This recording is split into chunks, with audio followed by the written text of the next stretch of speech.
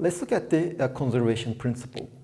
We have seen the work energy principle, which stated that the change in the kinetic energy of the system is given by the net force done on our system. But if all the forces acting on our system are conservative, in that case, the net force, which is F dot dl from 1 to the work done by the net force is given by the integral from 1 to 2 of F dot dl. But this is nothing but the change in the potential energy as the system goes from 1 to 2. Note that this is only valid if the forces are conservative.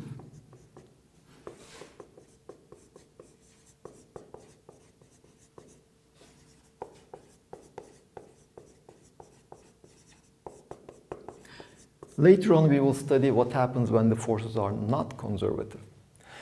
So if we combine the work energy principle and this definition of the potential energy, we see that the kinetic energy at 2 minus the kinetic energy at the initial point, this is equal to minus the potential at the point 2 minus the potential at the point 1.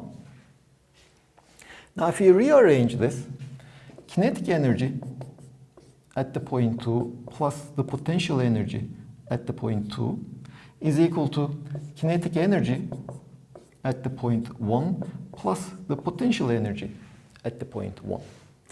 Now this suggests that we should define an energy. This is the mechanical energy of the system. This is the kinetic energy plus the potential energy of the system. And this relation just tells us that as the system goes from point 1 to point 2, energy at the point 2 is equal to the energy at the point 1. Note that if the forces acting on our system are conservative all the time, this point 1 and point 2 are basically just arbitrary points during the motion of my object. So at every point during the motion of my object, the energy, the mechanical energy defined as the kinetic energy and the potential energy is always conserved. It doesn't change in time.